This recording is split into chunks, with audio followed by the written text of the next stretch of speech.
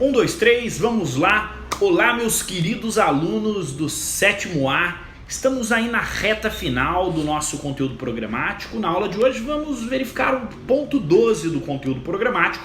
É o penúltimo ponto aí do seu conteúdo programático acerca dos direitos reais de garantia. Vamos falar de penhor, hipoteca e anticrese. Bom, vamos então avaliar e avançar aí a nossa aula nessa nossa 10ª semana aí da pandemia. Enfim, adianto a vocês aí, enfim, que na nossa próxima aula já iremos abordar o último tópico, tópico 13, também já vamos falar aí da nossa prova, como será aí a destinação da prova, a data de prova, isso aí na próxima semana. Bom, a aula de hoje voltada então acerca dessa questão de direitos de garantia, direitos reais de garantia. Professor, o que seriam esses direitos reais de garantia?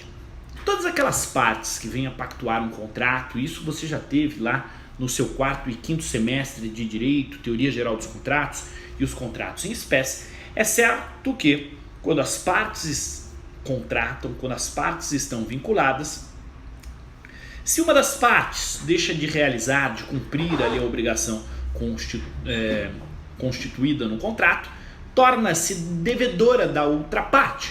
Contudo, se o contrato não possui uma garantia, ou seja, algo que venha trazer supedâneo a esse contrato, estrutura contratual, é certo que de forma mais contundente se operaria aí diversas vezes a inadimplência. Mesmo com inúmeras garantias pautadas, como exemplo aí vamos ver as garantias reais voltadas a congelar o bem, voltadas a dar uma garantia, uma segurança jurídica ao credor. É essa a palavrinha, é esse o enfoque que você, aluno do sétimo A, deve ter, a questão da segurança jurídica trazida aí para o credor quando o contrato, quando aquilo que fora pactuado vem aí remontado com o direito real de garantia, certo? Então, o direito real ele vai vincular determinado bem aí ou coisa para o pagamento da dívida. Porque é certo que o devedor pode vir a extrapolar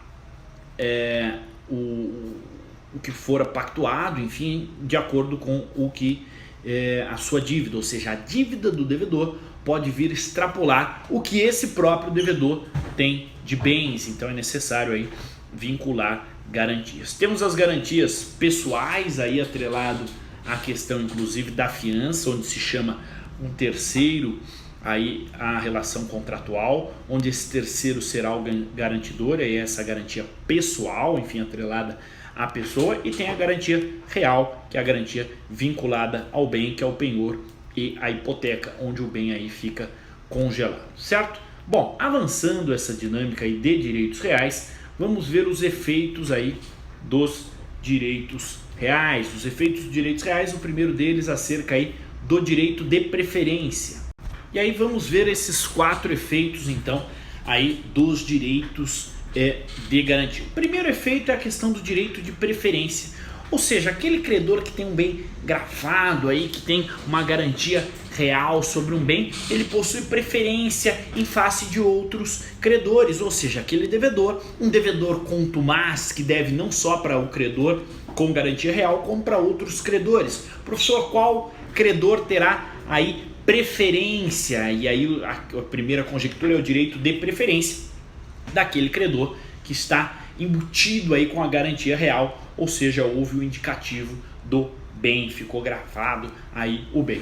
Tem também o direito de excusão, ou seja, ao credor pignoratício e o hipotecário, no caso da penhora ou hipoteca, onde então o credor já com o bem destinado, já com o bem aí identificado previamente, ingressa diretamente com uma execução, ou seja, tiro certo, aquela pé no peito, já vai direto no caráter de execução, não precisa conhecimento, contar os fatos, enfim, porque aquele bem já estava identificado, já estava definido aí como uma garantia real dentro da conjectura contratual. Temos também o direito de sequela, que é aquele onde o credor, aonde estiver o bem, tem o direito de recorrer a que for a conjectura do bem. Bom, tem um recorte aqui do vídeo de 5 minutos. Bom, então, de acordo com o direito de sequela, é aquela possibilidade de se valer do direito de exclusão, ou seja, o credor ele pode ir atrás de quem estiver esse bem que fora definido previamente para o credor na garantia real do contrato, daquilo que fora pactuado. E tem o direito da indivisibilidade, ou seja, uma vez grafado o bem, este devedor ele vem a falecer, por exemplo. O devedor que faleceu, é certo que deixou de cumprir a obrigação, por si só é devedor, pelo aspecto da relação, credor e devedor. E esse devedor que deixa de cumprir a obrigação e vem a falecer, mas tem um bem identificado, um bem grafado, e esse bem está sob a hipoteca, sob o penhor de um credor, os herdeiros do devedor falecido não podem pagar de forma parcial a dívida, de acordo com os limites dos seus quinhões. Vamos a um exemplo, professor, quero entender. Vamos lá. É deixado um bem penhorado no valor de R$1.000. Este devedor ele tinha 10 filhos.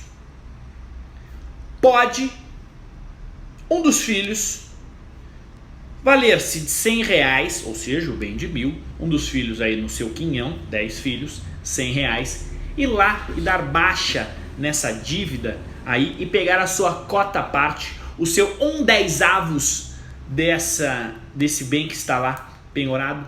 Não pode, tem o caráter da indivisibilidade. Nossa, rosquei a língua agora, né?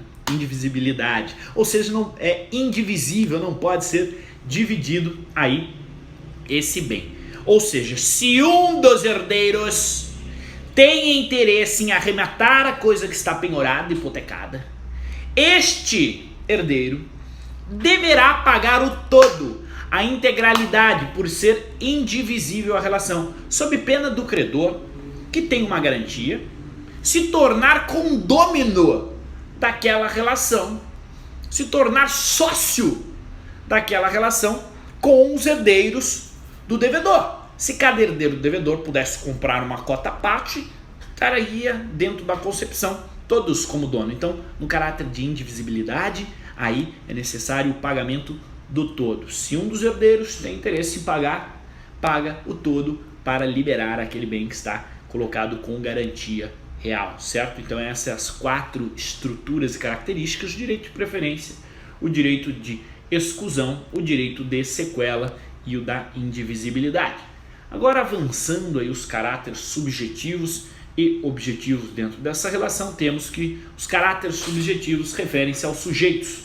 Lembra lá, subjetivo, sujeitos, vimos essa questão aí, não sei se vocês foram meus alunos quando da concepção de teoria geral dos contratos, de contratos em espécie, mas lá é retratado aí sujeitos aí a relação da concepção subjetiva da relação da capacidade genérica de atos da vida civil, ou seja, a capacidade especial das partes ali que estão à frente da relação. E os caráteres objetivos é no tocante aos bens, às coisas, ao objeto. Então aquilo que é relacionado, os caráteres objetivos, atrelado à coisa, ao objeto, ao bem aí que é transacionado, que é suscetível então de alienação, que é o bem suscetível a ser colocado como garantia. Então, dentro da garantia real terão partes e terão bens dados como garantia. Partes, sujeitos, e os bens, a coisa aí materializada, os requisitos objetivos.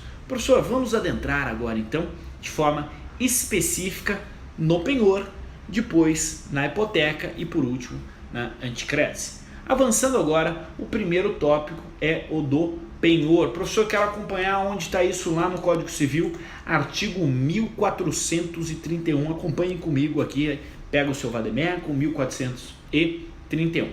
Constitui-se o penhor pela transferência efetiva da posse, que em garantia do débito ao credor ou a quem o represente, faz o devedor ou alguém por ele de uma coisa móvel suscetível de alienação, ou seja, dado um bem móvel aí como garantia da relação, e esse bem ele pode ser alienado para cumprimento obrigacional. Então constitui-se aí o penhor pelaquela transferência. O devedor ou outra pessoa aí em nome a favorecer esse devedor destina um bem ao credor, esse credor fica com o bem sobre o seu poder, enfim, e aí esse bem é um bem móvel que pode vir a ser alienado. No parágrafo único do 1431, traz a exceção no caráter rural, industrial, mercantil e de veículos, que nessa estrutura aí o bem permanece com o devedor, ou seja, o devedor fica como aí o depositário fiel daquele bem, com o dever de zelar por aquele bem que foi dado em garantia, ou seja, não pode ser vendido o bem, gera aí uma restrição em relação à alienação por parte do devedor, uma vez que esse bem está gravado aí com a garantia real, aqui no caso, com o bem está penhorado para um credor, certo? Bom, artigo 1432, professor, tem que ser feito um termo, existe uma formalidade, sim, esse instrumento de penhora, ele deve ser aí pactuado entre os contratantes e o penhor deve ser registrado no cartório de títulos e documentos, nos termos do que prevê aí o legislador do Código Civil, lá no artigo 1432. Então, via de regra, os bens são destinados, penhorados com o credor. Caso mercantil, comercial e veículos, permanece com o devedor. Quais são então os direitos do credor pignoratício, ou seja, aquele credor que penhorou o bem? Vamos lá, nos termos do 1433, acompanhe comigo aí, você em casa com o seu vademécum. O credor pignoratício tem direito à posse da coisa empenhada, então ele fica de posse, o credor, a retenção dela, a posse e a retenção, até que o indenizem das despesas devidamente justificadas que tenha, porventura, realizado aí e desde que não tenha sido dado por sua culpa, certo? Então tem o direito de retenção em face da posse, até que seja ressarcido aí eventuais gastos devidamente justificados. Ao ressarcimento do prejuízo que houver sofrido por vício da coisa empenhada, a promover a execução judicial ou venda, inclusive amigável, se lhe permitir expressamente o contrato ou se assim lhe autorizar o devedor mediante procuração. Então aquele devedor pode autorizar o credor para pagamento da dívida, para quitação, visto que é dado o bem como garantia que venha a ser vendido amigavelmente para aí subtrair e, por fim, eventualmente, a dívida. Apropriar-se dos frutos da coisa empenhada que se encontra em seu poder, então é possível se valer dos frutos, já que está na posse, já que está com a retenção aí da coisa empenhada, o credor vem se valer e se apropriar dos frutos nos termos do artigo 1433, inciso 5 e, por fim, no inciso 6, a promover a venda antecipada mediante prévia autorização judicial. Ingressando com execução, é possível solicitar aí uma prévia autorização para promover a venda quando haja receio de que aquele bem que for empenhado venha a se perder, venha a se deteriorar e aí perder o preço se permanecer aí depositado, certo? E por fim, o artigo 1434, o credor não pode ser constrangido a devolver a coisa empenhada, uma parte dela, antes de ser integralmente pago, ou seja, não pode aí aquele devedor vir a constranger vir a constranger o credor, se valendo aí que pagou parcialmente, que o credor continua com a coisa, a lei define pagamento total, garantia da dívida, pagou a dívida, aí se opera a restituição. Não pagou a dívida, é possível aí o direito de retenção com o credor. E tem as obrigações do credor pignoratício também, lá no 1435. É obrigado à custódia do bem, ou seja, a zelar pelo bem, como depositário. Então, nos termos da lei, o legislador do Código Civil determina aí aquele que está com a coisa ser o depositário, ser aí aquele que fica sobre a custódia. E a ressarcir ao dono a perda ou deterioração, em caso de que o bem venha a ser deteriorado na mão do credor, ou seja, o credor, ao zelar, ao manter a custódia desse bem, ao ser o depositário, maneja o bem de forma incorreta, gera por sua culpa aí, o bem venha a ser deteriorado, aí o credor deve ressarcir o devedor. A defesa e a posse da coisa empenhada, então aquele que está com a posse, que está com a retenção, no caso o credor do penhor, tem aí o dever, o poder-dever de se valer aí da defesa da posse daquele bem que está consigo. Bom, então aí em relação ao credor pignoratício, em relação à continuidade das suas obrigações, também tem o dever de imputar o valor dos frutos, ou seja, oriundos daquele bem, enfim, que está sob a sua posse, sob a sua guarda, tem que definir o valor dos frutos, também restituir a coisa quando efetivamente pago aí a dívida. Uma vez paga a dívida, tem aí a obrigação de restituir e entregar aquilo que vier aí, que venha a ter um valor superior, enfim, do preço, quando a dívida for paga lá nos termos da ação judicial do inciso 4 do 1433 do Código Civil, ou seja, venha sobejar aí o preço ali identificado daquela relação, aí tem o dever da entrega desse valor, desse preço, certo? Bom, quando se extingue então o penhor, nos termos do 1436, extinguindo-se a obrigação, perecendo a coisa, renunciando o credor, ou seja, o credor renuncia ali o seu crédito, a sua garantia por meio da penhora, confundindo-se na mesma pessoa as qualidades de credor e de dono da coisa, ou seja, se o credor se torna efetivamente o dono da coisa, a possibilidade até de adjudicação, enfim, do bem que fora dado como penhora, dando-se a adjudicação judicial, aí nos termos do 5, a remissão ou a venda da coisa empenhada feita pelo credor ou por ele autorizada. Esses são os termos aí do 1436 acerca da extinção do penhor. Vamos agora avançar e adentrar na hipoteca. Acompanhem comigo aí a composição, a estrutura da hipoteca. Vai agora aí no seu vademecum, no seu Código Civil aí, no artigo 1473, vamos falar aí o que pode ser objeto de hipoteca. Professor, existe um rol definido pelo legislador do Código Civil? Existe sim, são 9 incisos lá do 1473, onde o legislador do Código Civil definiu aquele bem que pode ser hipotecado. A hipoteca, por sua vez, é aí o direito de garantia real sobre bens imóveis, aí, assim como aviões e navios também, mas é voltado aí a bens imóveis em sua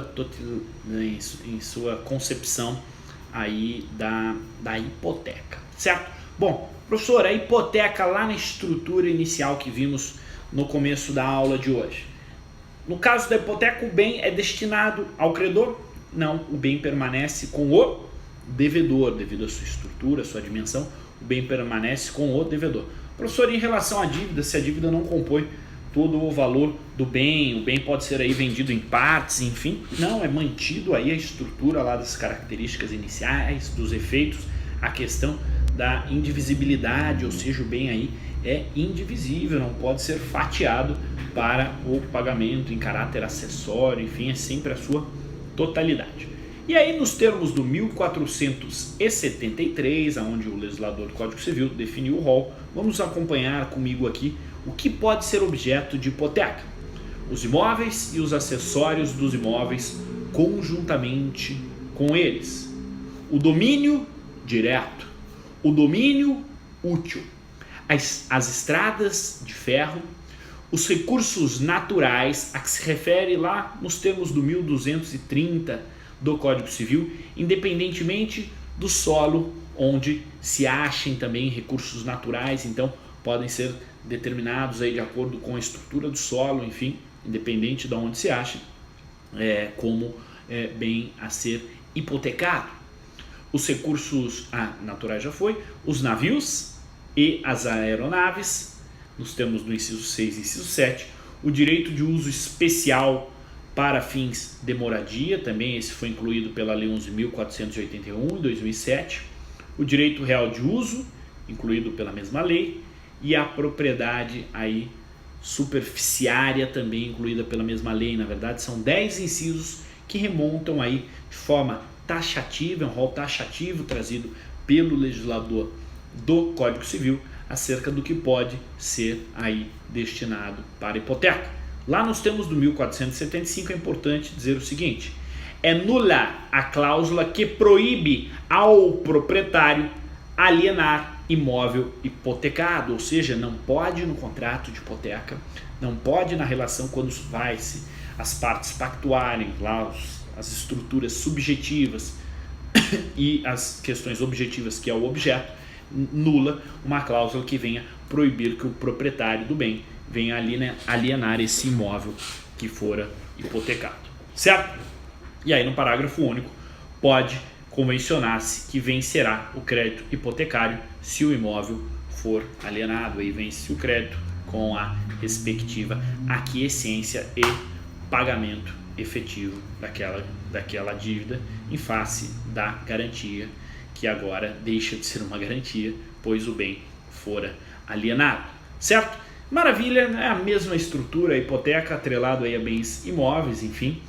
Então a hipoteca traz as suas respectivas descrições. As hipotecas devem ser registradas, nos termos do 1492, as hipotecas serão registradas no cartório do lugar do imóvel ou de cada um deles, se o título se referir a mais de um. Então, se tem um título, um justo título, aonde define aí os imóveis, deverá em cada um deles, de acordo, para haver aí o registro, a identificação, para que o bem fique gravado efetivamente no cartório de registro, certo? Compete então aos interessados, exibido o título, requerer o registro da hipoteca, é o que disciplina o parágrafo único. Professor, e como se extingue a hipoteca?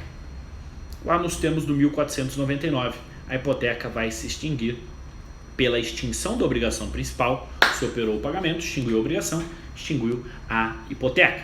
Pelo perecimento da coisa, claro, pela resolução da propriedade, pela renúncia do credor, então o credor pode renunciar, pela remissão, certo? E pela arrematação ou adjudicação, quando aí o credor pega para si, adjudica o bem vem para ele, credor, ou quando o bem é arrematado em asta pública, aquela garantia real para efetivar o pagamento, aí se opera o fim da hipoteca. E agora vamos entrar no último tema dessa nossa aula de hoje, do encontro 12, que é a anticrese, legal? A última modalidade aí de garantia real é a anticrese. Nela, na verdade, o credor passa a gozar da possibilidade de usufruir, ou seja, aí, dos frutos advindos do bem imóvel, ou seja, dado aí, conforme prevê lá o artigo 1506 do Código Civil, pode o devedor ou outrem por ele, com a entrega do imóvel ao credor, ceder-lhe o direito de perceber em compensação da dívida os frutos e rendimentos, ou seja, coloca esse imóvel para ser locado e aí aquela dívida que iria galgando com juros, essa dívida vai sendo aí diminuída ou não avançada, vamos dividir assim. A dívida não aumenta porque os respectivos juros daquela dívida são abatidos com o aluguel, enfim, com os frutos da coisa, ou ainda se os frutos da coisa vêm a superar, inclusive os ditames legais do que pode ser cobrado de juros e correção monetária, e os frutos são maiores do que os juros e correções monetárias de acordo com o que pode ser cobrado em lei, do capital final aqui de que era devido, esses frutos já vão aí se auto-pagando, ou seja, o próprio bem que é dado como garantia, de acordo com seus frutos, com a sua utilização, com o seu manejo, e manejo esse a ser realizado pelo credor. Quem deverá manejar o bem, quem ficará aí com a destinação do bem na anticrese, para aí sim perceber os seus frutos, a sua destinação, a sua utilização, e por isso difere da hipoteca, porque a hipoteca permanece aí o bem imóvel com o devedor. Aqui na anticrese, esse bem é dado então ao credor para que ele venha manejar o bem e com os frutos oriundos desse bem venha vir saldando aí a própria dívida lá, enfim, em face do devedor, e venha aí já recompondo aos seus cofres, ao seu bolso, enfim, a restituição daquilo que fora pactuado no contrato. Bom, meu querido aluno, você aí conclui agora comigo a 12ª aula. Aguardo vocês na semana que vem, 13ª aula. Eventuais dúvidas, canto superior direito, clica aí, manda uma mensagem pro professor. Tô com saudade de todos vocês. Hashtag coraçãozinho, hashtag saudades, hashtag vamos lá, direito civil, reta final. Próxima aula, último conteúdo programático, ponto 13, direitos reais à aquisição, direito do promitente comprador, aquele que então realiza a promessa de compra e venda, e o promitente comprador, quais os direitos efetivos desse promitente comprador, aí direitos reais no ato da aquisição. Legal? Grande abraço, boa semana, é isso aí, valeu, gente!